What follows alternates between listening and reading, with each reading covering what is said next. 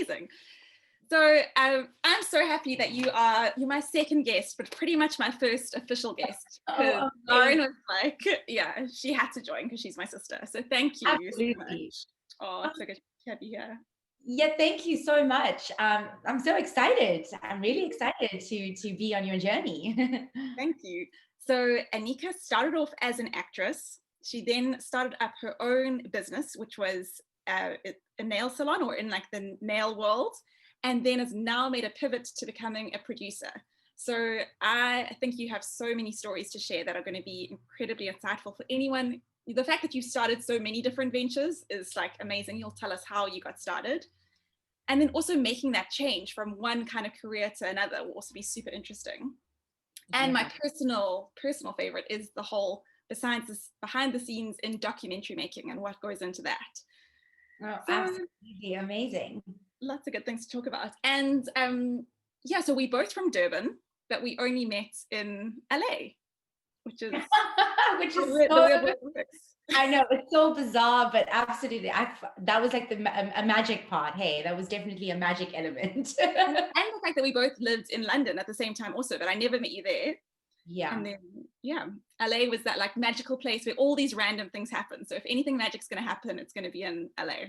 Yeah, absolutely. And I just love that, like, LA, it also attracted me. Like the minute I landed, I had this automatic community, and it was all familiar and South African. And it was all of these women that were like starting stuff and really carving out their own path. So it felt like all of the pieces of the puzzle that I was looking for kind of like just all came together. I loved it. So beautiful. And it's beautiful also because it was pretty much we're in Hollywood, like the heart of theater and acting and movie world. So that's a beautiful, like, it must have been a great feeling to be, if you are a creative, to be in that environment, but then to be with South Africans, people from your own home, like two communities layered on top of each other.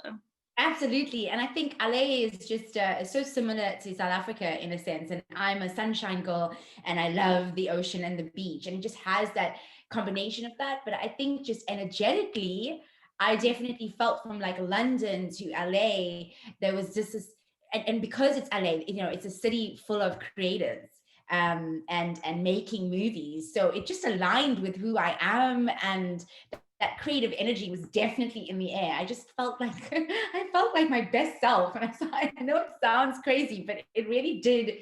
It just mirrored what I want, like my life to feel and look like. Mostly feel like, I think. Yeah. That's amazing. And this, the group that I'm recording this in, this was set up because we were having conversations around what our vision of success looks like. And a lot of that is to really picture what you want, but then create examples of it. Because there's nothing more powerful than the actual sensation of being somewhere and you're like, this is it. This is exactly what I want. Yeah. So it sounds like that was LA for you. And I think that's the thing that I've been finding out the older we get, that it's not about the stuff. And I know it's like this old cliche, but it really isn't. It's about that feeling, that of connection, and it really having that like it mirrors how you feel. That's why I want it in my life. It's not so much the big house on the beach. It's the fact that I'm just there on the beach, Yeah, it's the experiences and the people, and that's what really counts. Absolutely. Yeah, I love that. So maybe start us off with just a little bit of a backstory. Tell me about the journey that you went from acting to having your own business to becoming a producer. Oh my God, what a long journey. Very old, Leigh. You'll be here for a while. Yeah, like, where has the time gone? So I, I obviously did drama in school, and that's where I know Lauren was from school. And I always sort of loved the arts and loved to get into it. And so when I graduated, I went to Waterfront Theatre School, which was in Cape Town. So a performing arts college. I was a little bit out of my depth because I don't think theatre was ever part of my like family upbringing, but I mean, obviously Bollywood played a little bit of a role, but but more so just loved being like a public speaker and just loved, playing in front of the TV and speaking to people and telling stories. So I ended up graduating and ended up getting into TV. Just presenting and getting a few commercials and, little short stints in the TV world. But that didn't last really long because it was just really hard to sustain, especially in an industry like South Africa. One, it was just really new and small, but two, just being a girl of an Indian background, the roles were like far and few. Wow. So Even in South Africa, you'd expect here to have more diversity. yeah, exactly. You'd expect the Indian community to be very much part of that, you know, the tapestry and the of making the content, but it's not, as we're still sort of looked at as in a minority group, which we are a minority group, but the roles were just very far and few. And then the roles that were there were just like the very stereotypical caricature roles, and after a while you kind of like not inspired anymore. If your craft isn't pushing you to explore new things and it's constantly within this like box, it just doesn't fulfill you. Yeah. So naturally, it ended up being curious about the behind the scenes and, figuring out like, how do these things get made? And obviously there was more work in production. Okay. So yeah, so that was kind of like the first sort of pivot, I would say, into going, okay, cool, like go behind the scenes. And then I started producing radio shows with a friend of mine, and we got onto like Two Oceans and TransUnion, which was a DSTV music bouquet channel. And we really did some really cool online cultural and arts shows, interviewing, the likes of Louis Segola and Riyad Musa and Minnie Dlamini, all who, by the way, are all major African stars right now, Incredible. I know. So it was amazing for me, obviously, to go behind the scenes from a broadcast, radio and TV, and just see how everything was done and put together. And that's when the kind of, I think, the love of storytelling came about, because you realize that there's so many moving parts. I think for a very long time, like people just see the screen and they see this beautiful end product, but they don't realize the process of how many people are so intricate players in that end result. And that process to me was so much more challenging and exciting, and I was just constantly learning. And I think that's what I love, is that I was constantly learning. And it sounds like what shows up is that the real essence of what you wanted to be doing, the creativity, the storytelling, the connection, and probably bringing unheard voices to the surface, like that was your driving force, and this learning and expanding your skills, rather than performing as such, because it sounds like the performance was not as, it almost like ended up being a bit hollow. Yeah. Where you found this rich depth in the actual like process and in the essence of what you were looking for, which is the storytelling. Absolutely. And there is something about, when you think about the American dream or the rags to riches, it's the same sort of thing in a different way. So it was this kind of like being a part of that someone's journey of, this is where I'm started, this is how I started, and this is where I am. And that for me, yeah, exactly. It was that storytelling and that being involved or sharing those little pieces of who that person is, and that way that real connection and those things happen. So yeah, absolutely. And what a beautiful way to also be part of this South African community, like to actually get to meet these incredible people, hear their stories firsthand. Like it's a great way to really be involved. And I see like Mandela's on your background, like that South African heart. It's like, this is clearly important. Yeah, I'm so rooted in like South Africa. I'm so like rooted in my South Africanness. He comes with me everywhere. But yeah, I think also just in terms of South Africa and how many different cultures we have and the diversity, so people's journeys was so different. If you just take, for example, like Trevor Noah, like coming from where he was to now. So I think that sort of grit and resilience and knowing that you can achieve that as long as you follow your passions and your heart, it really did, hook me in. So great. Yeah. And so how did you then go from those incredible experiences, you then started your own business? Like, was that always something you had in the back of your mind that you wanted to try out, or was it a brand new like opportunity? No, so I always wanted to start a business. And the acting came to a point where I was getting frustrated and getting unfulfilled. And every time I did something, there was just a block. It never really went to the vision that I went to. And it was just off the back of, I landed this TV role, and it was on SABC, and it was an American, partly American funded, because it had this educational content. So it did really, really well. And it brought on new directors. The writing was incredible. It was about, the AIDS awareness. And I landed this TV series, and I knew it was going to be a big deal. And I just thought, okay, this is it. This is like, now I'm on this TV show, and it's going to be, from here, I'm going to bounce into so many different things. I'm never going to be an out of work actress. But Lord behold, it doesn't work like that. So when we wrapped and everything, there was this bubble of time where it was this exciting and, going to events. I just realized that no, South Africa just doesn't have that growth yet. And it kind of just took a halt. And, I think the industry is when you're on a high, you're on a high. When you're on a low, you're on a low. It's like, there's no middle ground, Yeah. And it's constantly having to probably restart, because you think it's going to be like, this is now the point where it's going to be consistent. Yes. But so often it's like, even if you've been successful in one area, it doesn't mean you're going to not have to go back to the basics and build something else.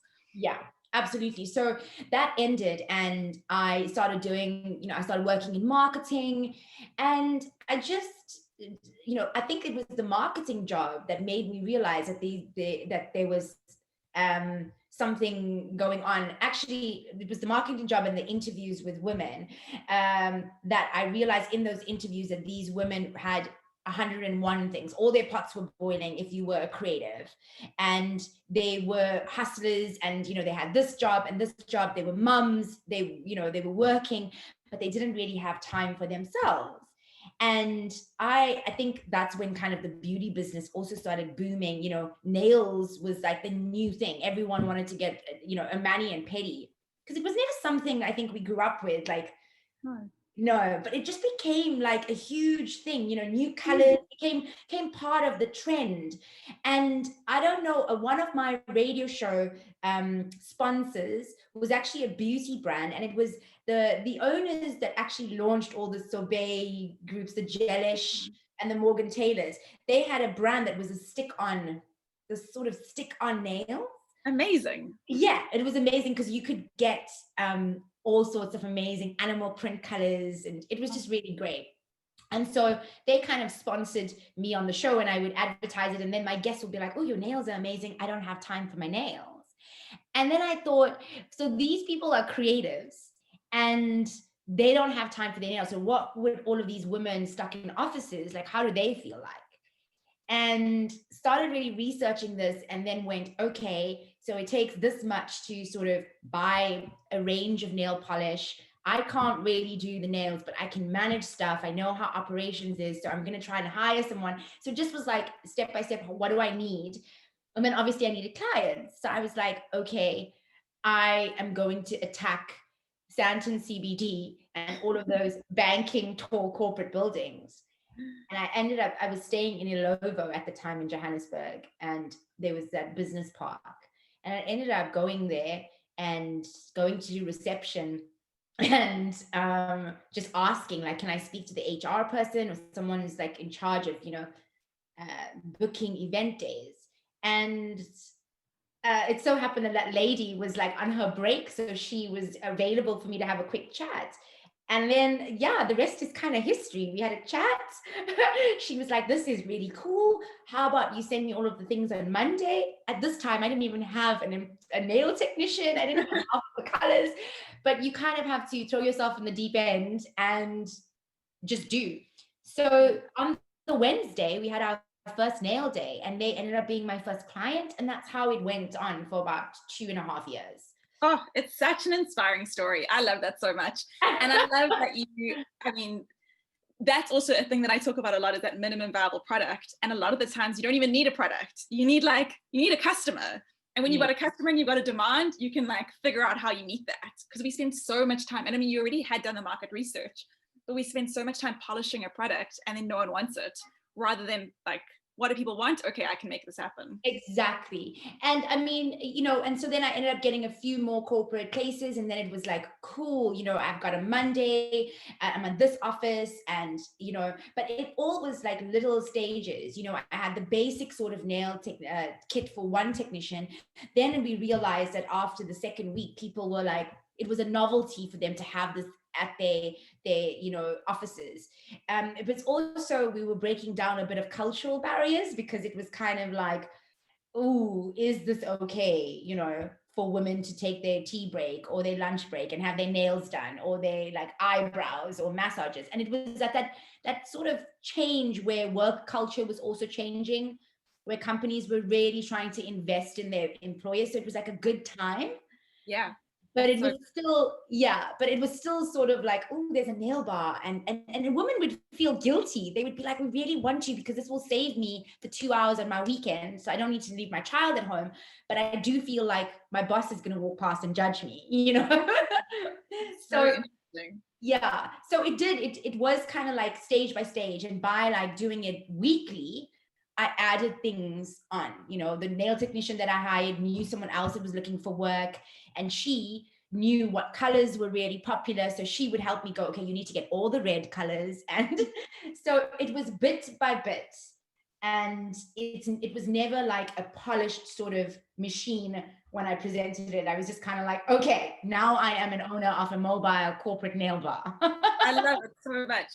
And there was something else we were talking about before we started recording, and that's the overlap between this corporate environment and the creative business. Because it sounds like you drew on a lot of the experience you had from producing. There's like communication, obviously, having the confidence to go and speak to someone, telling a good story. But then there's like the business side of things also, where you obviously knew how to get something off the ground. So even without a business background, you could draw on your skills and make that happen.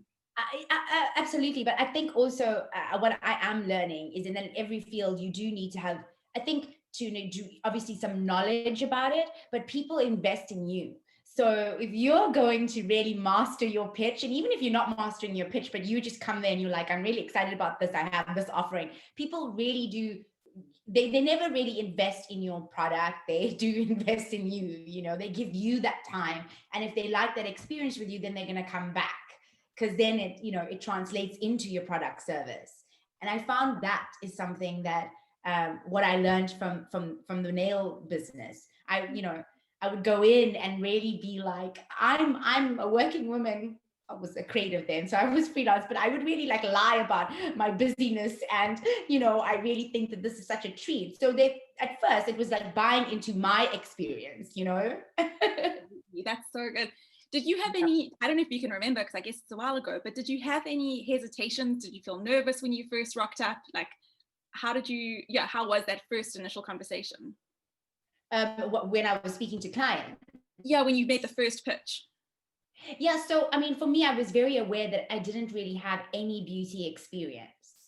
So, I wouldn't advise people to start something without having any knowledge. But I was kind of aware that I didn't have, I wasn't a nail technician myself, and that I was building this company, sort of managing it, because I knew the business and the processes, but I didn't really know, how to do the nails. So I think that was an insecurity for me. But, then the technicians that I had became my sort of face people, and I think because the technicians that I hired was so good, and I really wanted to solve an issue. That was what it was. Everyone knew that I, wanted to solve this issue, that I didn't really have a beauty bar before.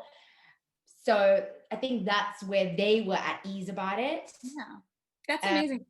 I also think this is what I tell my clients often, is that you don't actually have to learn how to do everything. I think, like, my experience this year as being a new business owner, I've spent so much time learning about marketing because I'm a solopreneur. I have to do everything.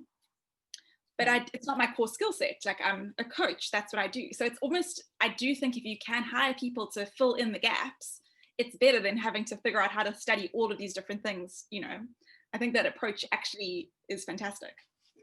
Yeah, I mean, I think to some degree, like I wouldn't want to do, to tell people to just go start anything. I think you do need to have your base knowledge. But I think at that time, I then started getting really busy. So my concentration sort of shifted and I then did learn. I watched my technicians. I then started, helping them so that when they got busy, I knew how to prep, but it was more about setting the foundation. How am I going to get the clients? How does the booking system work? Who do I contact? What are the marketing materials that the office has done? So I did all of that, which is the process of getting it, to the end, to getting the sort of card machine to ching. So it was building that part, and you learn, and I think one of the things that I obviously also learned on the way was, what happened was that Richard Branson had opened up an incubator, mentorship program, an incubator for young African entrepreneurs in Johannesburg. And at that time, obviously the startup world and technology in Africa was, now starting to catch on. So that was also a fairly new thing. And so I just took a chance. And at this stage, I think the company was about eight to 10 months old. I just sent in my application and ended up going for an interview and getting selected. Wow. Which was amazing, because that taught me essentially that screw it, just do it kind of attitude. Yeah, like that the Virgin Incubator is going to be the one to follow that message. Exactly. And it did, I remember pitching, and it was, the first 2 weeks of getting to know everybody and getting to know the business and how they could help you and where you need to grow, and you have to pitch it. And I remember standing and pitching it, and it was called, like, screw it, let's do it, 1 minute pitch. And it was the room full of all of these business people. And literally they got out of their chairs and walked up to me, because they were like, well, we're in, because they were buying into my excitement and my passion. And it wasn't so much that I was passionate yet about the nail industry. It was just that I knew how to story tell. Like, I knew how to tell the story. That's so powerful. I think that is the essence of what we do. And I'm really excited to hear more about your experience creating documentaries, because that's what I feel like business owners now, we have to be documentary makers. Like, mm-hmm. I talk about documenting the process, like literally showing every single step of your process. So you're telling your story every part of the way. So people do get to know you and they like understand what you do. There's no better way to understand than to see like all the little details. But to actually, I can't wait to learn more from you around documentary making. Then about you. So you then made a move. So like you had to move from South Africa to London. So another big pivot in your life. So another big pivot in my life. So so eventually I actually moved at quite a crucial stage, because this was also the boom of like technology, so apps. So the Uber was then launched in South Africa, and everybody was coming up with something. So at the incubator, at the Richard Branson, we were actually trying to get this mobile into an app. But it was kind of like I wouldn't say the wrong time. I think that if I was still in South Africa, it would have definitely developed to that stage. But I had to make a choice. I moved for love and better opportunities. It was a transition in South Africa at that time. And so, I eventually sort of said, okay, so I'm going to leave this be. And move to England. And how is that? And we've spoken a little bit about it. So LA, sunshine, happiness. South Africa, like heart and soul. London, how did it feel arriving in England? Well. I mean, I'm almost here 5 years. So wow. I know, I can't believe. Look, London for me was not love at first sight. And I don't think it is still. I think I'm not totally in love with London, but there's definitely elements of it that I do love. And it was definitely part of the story that's about adapting, getting out of your comfort zone. And sometimes what you want is, what is that saying of something that it's not what you want, it's sometimes what you need, or... Totally. Yeah. And sometimes like circumstances happen. It's like there's a pandemic right now. No one wants to be living indoors, but it's like sometimes you've got to do what you've got to do. That's life. Absolutely. Yeah. So London for me was all things. It was a cultural shock. It was my first like international, it was my first move. So I've lived in Durban, I've lived in Cape Town, and I've lived in Johannesburg. And there's a theme also with those numbers. I'm 5 years. In Cape Town, it was 6 years. Johannesburg, it was also 6, 7 years. So I feel like my London is also like, oh, what's the next move? But to end. Amazing. yeah. For me, London and all sorts was this cultural element, shock. It was the cold, it was the lifestyle, it just everything for me. I was like, oh my God, from work culture to people culture to just everything. It just didn't match how I knew the way of life, of like, you just plan and you just go. In London, everything is about a plan and it's about time. And it's about also I'm having that reverse. Moving back to Cape Town, I'm like, why is nobody planning? Like, things happen on the day. I'm like, wait, I thought I'm used to scheduling like 3 weeks out, whereas this is so it's like it's almost the reverse of getting used to the culture here. Exactly. So everything, in South Africa was kind of like, okay, cool. Brian, 2 hours. Great. Or let's just, do this or go to the beach or have a pool day. Should we do drinks later? Great. London, not so much. It's like you get your diary out and it's a planning process. Totally.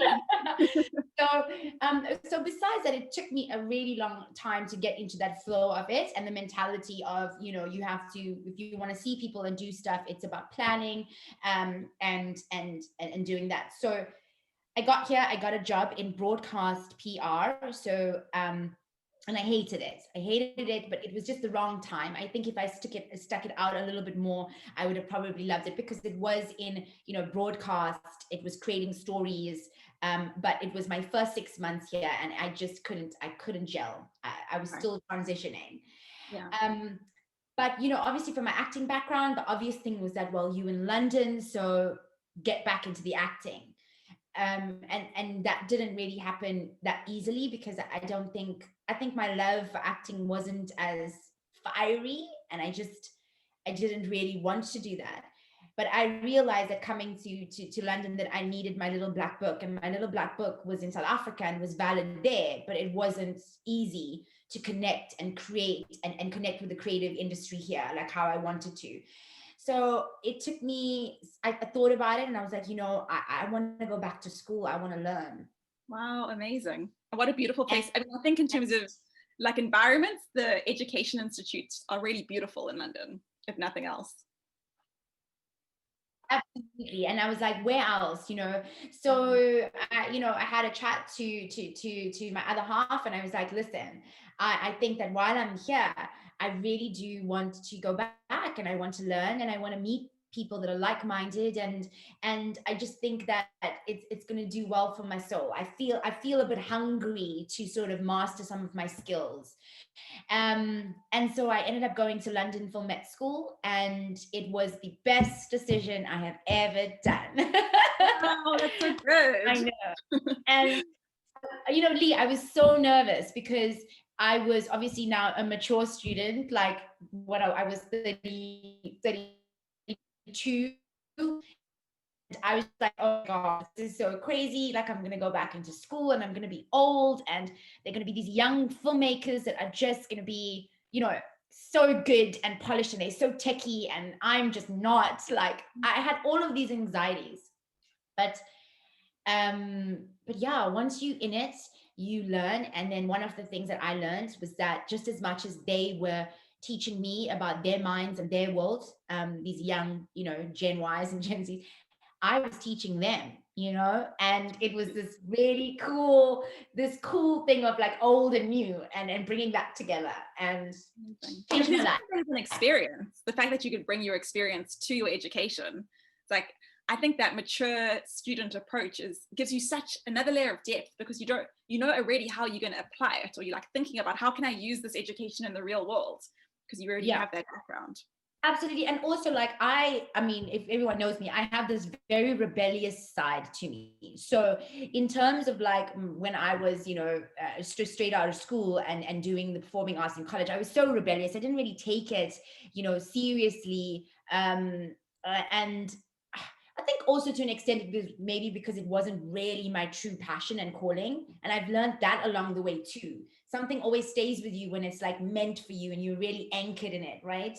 So going back to this time around to school, I was much more in it and anchored in it and knew that this was what I was going to do, and much more present and less rebellious, you know. And I just thought that that was a really weird education, you know, go to uni straight after school. And now that I think about it, I would actually have done it a little bit differently. I would have traveled maybe, and then in like, you know, mid-20s probably gone back to university, because I don't think I was ready for it then, where the experience later was just so much more fulfilling. Yeah, I totally relate. I've studied also, like when I was in London, I studied a few different times. And one, the experience of having to like work and pay for my studies, that made me way more committed, because I thought, okay, this is coming out of my like expenses every month. I really take this seriously. And then also, you just have a different approach. Like, I think you know what else you're giving up to study. So you really think, okay, I could have been working, but I'm choosing to be here. I must make the most of this experience. So I think that studying later on is a really good idea. Yeah, I definitely think it's just so much more fulfilling, because at that stage you were also sort of I wouldn't say full-bodied human being, but you do tend to sort of know yourself a little bit better. So testing it, because you know yourself, you know what sort of ignites those passions and interests, and you know how to deal with people, and do you know what I mean? You kind of like are much more aware of where your interests and how deep those interests lie. 100%. So what was it that you actually studied? What was the name of the course? Oh, yes, sorry. So I went in and I decided to do my master's for a full year. Cool. And it was just, is it a master's that's like open, or did you have a specialist area? So it was specifically for a business in film. So obviously learning, so learning, you know, the producing part, but producing is very much if you in corporate words, it's a project manager. So it was specifically zoning in terms of learning the business, finance, like money, how to break deals, negotiate, how to come together from like different territories. So it was quite, you know, niche in a sense. Nice. That's so good. What a great combination. And then the way I met you was that you were traveling to LA because you'd created a documentary that was then being submitted to festivals. And it was like, it was just the most beautiful story. And it was about like your Indian heritage coming from Durban, which is the town we're both from. So it was like so layered, so beautiful. But I'd love to hear how was that documentary made throughout your filming process, or was it the final year, or how did that work? Yeah, so it was the final year, but you know, this is so crazy, because now that I look back at that, everything that led me to where I am today, it's so crazy, because it was the dots did like, now that we look back, the dots connected. Every little new skill I learned, or every person along the way had played something into why I'm here now. So the move to England, it was a cultural shock, but what that did, it questioned my belonging, because I felt so out of place in England, and I battled with, who am I? What do I have to offer? How do I fit into this crazy, busy, overwhelming city and have the sense of purpose?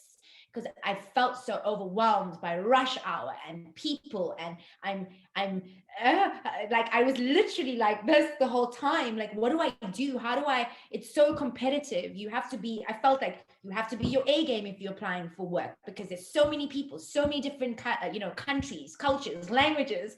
How do you carve out this purpose? So that was a whole other personal journey, but it was a set. Yeah. And so it just made me feel so completely out of depth. And it made me feel like in South Africa, I sort of had a place, and it was much more, well, I was still finding my place, but it was much more clearer about what I had to offer. In London, I don't. And then the other thing was that everyone constantly questioned my identity, which was, you look Indian, but you say you're South African. And I couldn't understand that. I couldn't understand it, because I was like, don't you know your history? Like, oh, don't you know that there's a huge population, the highest population of Indians outside of South Africa? And so they didn't know where to put me either. I wasn't South Asian enough because I didn't speak Punjabi and I didn't have that accent. And so then I wasn't, I wasn't African enough. I wasn't Indian enough. It was just like, all sorts of there is a huge Indian population in the UK also. So it's Yeah. like so many different layers. And I think, I mean, you might know more, but I feel like the Indian population in the UK is more from northern India, whereas like in South Africa, is it more from southern India or something like that? But I just remember being in, like, my understanding of Indian culture was also challenged when I was in the UK, because it was totally different from what I'd experienced with my friends growing up in South Africa. Like, it's just, yeah, so many layers. So many layers, but it's not so much about which part of India they were from. It's more about the fact that in Asia and the US, your South Asian community, because a lot of the diaspora, Indian diaspora, is South Asian. Okay. But in UK and the US, the South Asian diaspora is very much a first or second generation. And I think people forget that in South Africa, it is a fourth, fifth generation. So our roots to India is very, very diluted. And, I don't even have family in India. And even if I do, I'm so far removed from it. And, what happened, just a little bit of a history lesson, but because of our history of, being colonized and then obviously apartheid, that like sort of aggravated in terms of getting connected back to India, because then we lost languages, obviously through the Group Areas Act, we were all then, separated under apartheid. So also the lack of education, and then not being able to really invest in your mother tongue. So we are like very far removed from that. Okay. So so the South African identity, I always say I'm Indian, I'm African, because it is very much of taking from my Indian roots, but also very much, obviously, I'm born in South Africa. So it's very much taking those two things and going, this is kind of a new version, a little bit of both. Yeah. That's amazing. So it's that. And I think, and that's then what led you to think about this documentary and the story that you wanted to tell. Was that where the inspiration came from? Exactly. So exactly that. It was all of these questions, and then people asking me this constantly. And at first I thought, okay, this is such a specific story. I don't think there's going to be any interest, but I really do want to know about my culture. And I think the British culture is, having a family tree and history is very important. And a lot of Britons do that. They invest in, they're doing the family tree. And at the time, actually, my father-in-law would always talk about their family tree, and he was putting it together. And I just thought, oh, wow, that's so amazing. It didn't interest me at first, because I think also from a South African view, we don't also have that. We don't really do that. Yeah. But it got me thinking, going, ooh, okay. And that's how the journey started. And then really going back and really thinking, okay, obviously Indians weren't just there when I was born. Where did they come from? Like, how did they come to South Africa? I know that there was this sort of indenture sugar plantation. I knew that there was some sort of, labor happening, but what is the real story? And so that's how I ended up exploring this and made a documentary about how Indians eventually, sailed across the oceans from India to Africa. And this is how I've come about. So it was very much a journey of self-discovery, which, and the documentary was 20 minutes and was called entitled I Coolie. So it was very much to sort of reclaim my sense of belonging and my space in Africa and now here. So yeah. It's such a beautiful story. I'm like, and I think for me, because I had the same experience of moving to the UK and really questioning, I think for me it was similar because my heritage, my family would have come from Northwest Europe. So I was like an immigrant moving to the UK, but I was also going back to the place where my family was originally from. But I was also like, it's that weird sense of not really belonging anywhere. Yeah. And being an immigrant, but knowing you from a line of immigrants. So it's like you kind of, that's almost like your natural path is to just move location, because you don't, as rooted as I was, because I grew up in South Africa, and I'm also like, I think 3 or 4 generations back, I still had a weird, I don't know, it's just so like, it is that real bringing to life those questions of who is my community. And, and also I do have, I have cousins that go back like many generations who are in the UK. So they're like my great grandparents' siblings would have stayed, and just seeing the difference of their lives versus the family that moved to South Africa, like just puts you in these parallel universes of what different paths were available to you. Absolutely. And it's so crazy, and it was such an empowering journey for me. And I really did feel nervous going into it, because obviously it was also part of my studies and I was building the story, and it wasn't obviously popular. It was kind of like, oh, that's interesting, cool. And I also knew, like, it was at that time, I was like, well, it's really, really specific to South African urban. You know, it's not even specific to the whole of South Africa. It's just really like just the Durban Indians. So I was kind of like, I don't know if I want to explore this. But the more and more I started researching and reaching out to people and finding these stories, I realized that there was a strong universal theme of belonging, of identity. And then also, I was just like, well, screw it. Who cares if it's not popular? Because you're not doing it for the populist vote. You're doing it because actually there's something in you that's saying, like, I was just so connected to it, and it was making me feel something more alive. And I don't know what it was, but it just started like really starting conversations with the right people. It started making me comfortable of going, I am Indian South African, and this is what growing up was like. And I was this, it just really clicked in really the process of like being comfortable in my own skin, and realizing that actually you're different, like, is actually people are drawn to that. Like, that's a good story. I realized it was starting to be a good story to tell. That's so great. So instead of being like, oh, I have to explain this, you're like, oh wait, this is a story I can tell. Like, this is not an explanation. This is like a journey that can be shared. That's so beautiful. And then that's exactly, sorry, carry on. No, just that's exactly what happened. And then I made the film, and in that process, it was amazing. I originally, when I came across all of these stories, I wanted it to be a drama series. But while I was doing the research and then looking through like all of the research material and reading stories, and then I was connecting online with people that wrote articles about celebrating indenture in South Africa. So if people don't know what indenture is, it was basically bonded labor. So you were sort of paid in for 5 years, but paid. Indenture actually happened at the end of, slavery was abolished, but the British needed more laborers in Africa for the sugar plantations.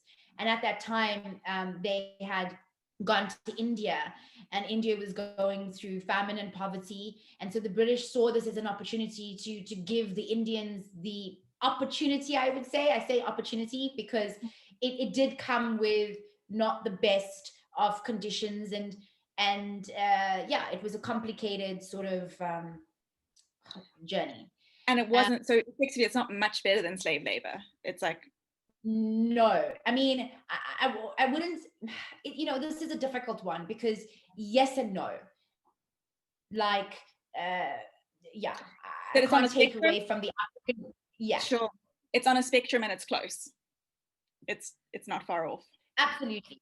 In terms of, human rights violations and what had happened, and just not really having the freedom of choice, and just what really happened. Like, yes, absolutely. It was, the conditions were not great. They were promised housing. They were promised stuff that were better.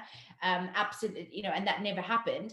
But at the end of the day, was it better than the first wave of slavery? I definitely, yeah, the Indian people definitely had better, what do you call it?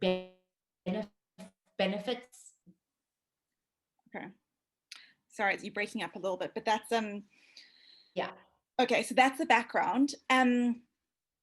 So you're telling the story, a story that not many people know, and they still don't really know. And now is the perfect time to be bringing to light these conversations. And I think also is it fairly unique to South Africa, or was it happening in other British colonies at the same time?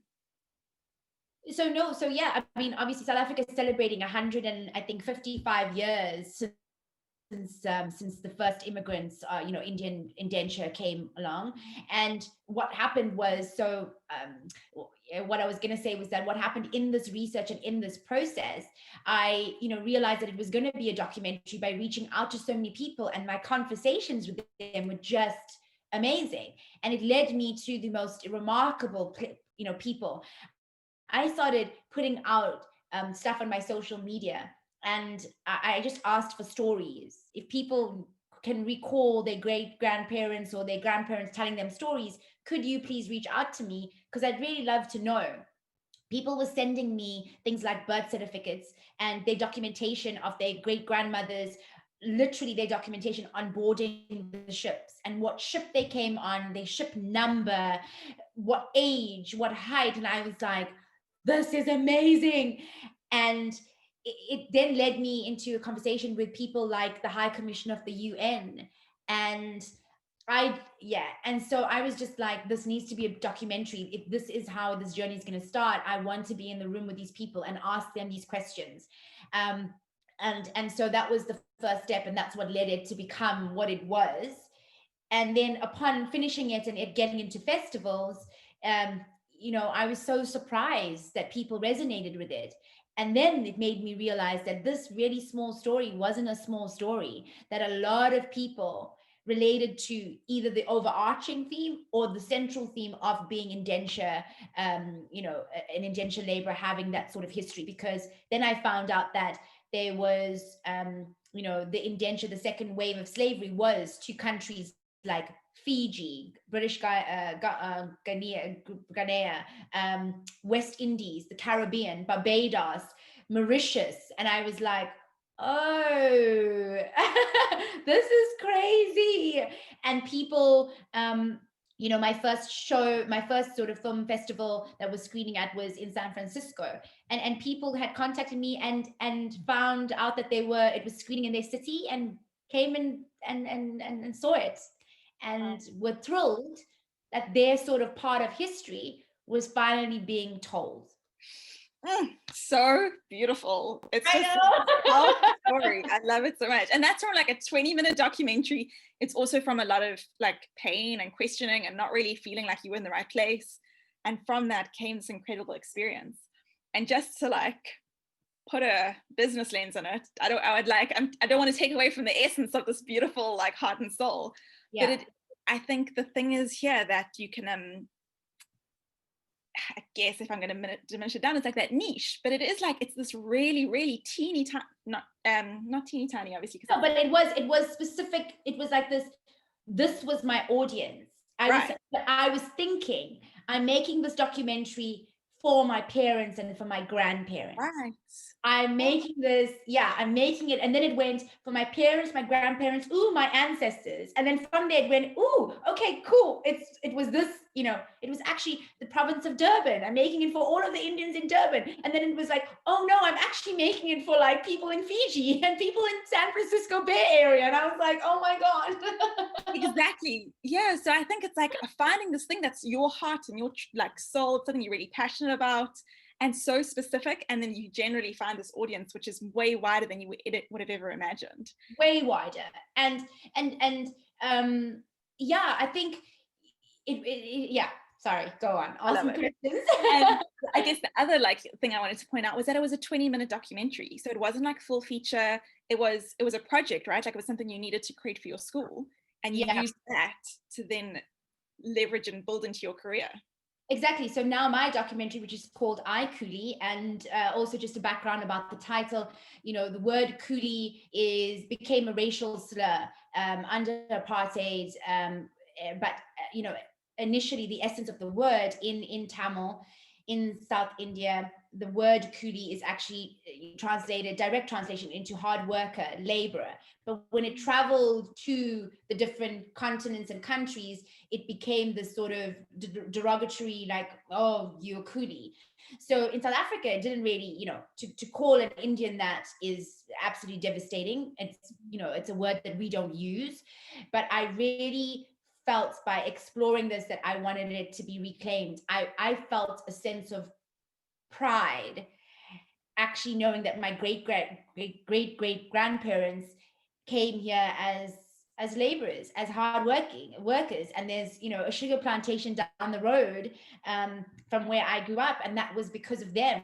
And they built not only the sugar, but they created the sense of community. This Indian community that exists there now is built on the backs of all of those people that get off the ship. So I really wanted to reclaim that and give it that sense of like, I coolie, I'm proud of that story. So yeah, I love the name. It's so beautiful. And do you find did other people connect with the word, or was it just a unique thing to South Africa? No. So this is the thing. People in Fiji and British Guyana still identify there is a coolie community. Oh, interesting. And it is seen as bad. They've seen as lower end. They've seen, because of this history of being indentured laborers and being low caste, they still be called these stuff. And there is also a group of Indians that actually solely identify as coolies, and they're proud of it, but because of the history they still have to break down that barrier. Wow, that's incredible. It's just, and I think what a beautiful way to get a sense of global belonging, to actually see that we have such shared experience around the world, especially with the British Empire. Yeah, a lot of similar experiences. Absolutely. Amazing. So we've been chatting so long, but I could Leigh, is my internet can you hear me? I can hear you now. It breaks up a little bit, but it's been perfect. Okay, now it's back to me. Okay. So we've been chatting ages, and I could chat to you forever, because the stories, and also you going back to the beginning, the passion that you have for the story just is undeniable. So it's so engaging. It's so I think also having grown up in Durban, I connect with it, but it is the way you tell the story that's so passionate and so powerful. But maybe just before we wrap up, any tips you can share for this process of documentary making? Anything you'd tell business owners who even just have to practice the skills, even if it's not something that they're necessarily a born, storyteller? What can you share with us? Yeah. Well, I think one of the things that I've learned along the way, and we've talked about it, earlier, was that everything does connect. And now, if I think about it, I'm in this creative space as a filmmaker and putting things together. But the creative space is the ideas and the storytelling. But the foundation of getting there is the process of the structure, the building, how would you say it? The foundation of the planning, right. What's your step A, what's your step B? I think people really, when they say creative and not creative, so if you corporate world versus a creative person, they definitely don't see it as they're interlinked. They see it as separate things, but the truth is they have the same processes. It's just the result is just packaged differently. Beautiful. You need the same kind of structures. You need the structure and the process for that creativity to actually be brought to life. Otherwise, it just stays in the ideas realm. And that's the same for business. You can have creative ideas for your business. You're okay, I have all these ideas of things I can create, but how do you bring it to life? You need a system, you need a process, you need a structure. Absolutely. And I've spoken to a lot of friends who go, oh, but I'm in the corporate world and I have this idea, but I'm not a creative thinker. And I'm like, but it's the same process. If you had to start a startup, you have to think about, for example, the storytelling. For me, they're little mini startups, Totally. and that, yeah. So it's exactly the same process. It's just what you're doing is a completely different sort of target audience or package, and in that process of strategy, where people think, oh, it's so businessy, there's creativity in that, because you're picking colors, you're picking design, you're picking fonts, you're picking packaging, you're going, this is how I want my layout to be. That's all creative, And we all have to tell the yeah. story. We have to be able to tell the story of our product and what we do and have that passion. So if you and I think maybe that is a human thing, hopefully, like if we're really passionate about something, we should be able to convey the message of it. Yeah. So so sorry, what was the question? Am I going off tangent? No, that's great. No, any other tips? I mean, in terms of the actual storytelling element, any storytelling tips that you can give us? Oh, I mean, I don't know if I'm a brilliant storyteller yet, but I think what I have found is that when you really find something that you love, the art of storytelling comes from experience. It's that experience. You want to tell them, to connect to someone. It is about saying, I've been through this. And I think that I found that the stories that I want to tell have something to do with an experience that I have had. And when I tell them, it just has this sense of connection. And so that's what draws in people. I don't know if there's like a formula.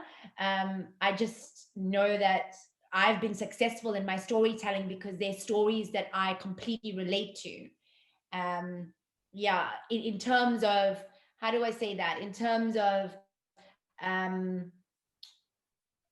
just think, like, if I think about it, I don't know, like, I think it's experience of something. So it could just be like, oh, I went to the shop, but there was like something that happened along the way, and that incident triggered some kind of other thing. It had this and so that's the thing that resonates with people. It's not so much about the activity of the coffee. It's the oh, that sparked that emotion, and I relate to that. That also made me feel that way. I love that. That's right. And the other thing I'm getting from your storytelling is that you care about the people you're telling the story for. So it's like you really connect with like when you said you had your parents in mind and your grandparents, it's like you really care about the people who are hearing the story too. So that's something that seems to be transferred in your message. Yeah, but I think it starts with you. I think that's the thing, going back even to business, like why people invest in you, why it takes 7 seconds for a director to know that he's going to cast you, because it is you. You have to have that passion and that connection to what you want to sell, what you want to make. It doesn't matter what everybody else thinks. And once you do that, once you tap into that sort of magic, then I think it resonates. Whether people even, and that's the other thing, whether people even connect with the story on a deeper level, it doesn't really matter. They are going to connect on it because there's some sort of curiosity to want to know more. So it might not be an instant hook, but they're like, oh, that was kind of interesting. I never really thought about that subject matter or that thing, but I'm gonna research. And I think that's the thing. Beautiful. The curiosity. I love that. Yeah. Great curiosity. Amazing. Thank you. I've had so much fun. It's always great to chat to you. Amazing. I feel like, have we touched everything? I might have not completed certain things, but no, I think so. I mean, is there anything else you want to chat about? No, I think I covered the whole sort of I think the important thing is to know that the corporate business stuff and the creativity, for me, I've learned that they are the same thing. Totally. Yeah, you can't do one without the other. Yeah. That's so beautiful. And yeah, I just want to say I'm still dreaming about LA. Are you still dreaming about LA? I don't even know. It's funny because so much of my job is about dreaming. Like I do training on dreaming, I do calls on dreaming and creating visions. And yet this year it's like, oh, how do we even, I don't have any short-term dreams anymore. They're all longer term. And, I'm just like, I just know that I think I'm going to be in South Africa for the foreseeable future, whatever that is. 6 months, I don't know, like 12 months, but I don't really have many plans to travel. I've still got a ticket booked to Bali. So at some point I'll probably use that ticket. Because When is your ticket booked? Because I've been thinking of going to Bali. Amazing. Well, it was literally, I had it booked for the weekend before the week after lockdown happened. I remember. Yeah, so they've extended it a year. So I guess by next year, March, but I have a feeling, I don't even know if the borders are open. So in Bali. So I don't know when I'll be able to use it. But when they do open and we can both travel, let's go. Maybe for your birthday in February or my birthday in April. Honestly, I would totally love to. Amazing. Cool. So thank you so much. That was so much fun. And I could also talk to you forever. It's too easy to keep talking. Thank you so much. And yeah, I hope that we get to chat soon. I'm pretty sure the journey never ends, right? There's always some sort of pivot here and there. And especially now with like the pandemic and really questioning like, how do we do things? I think I'll be pivoting lots. Yeah, there'll be lots to talk about.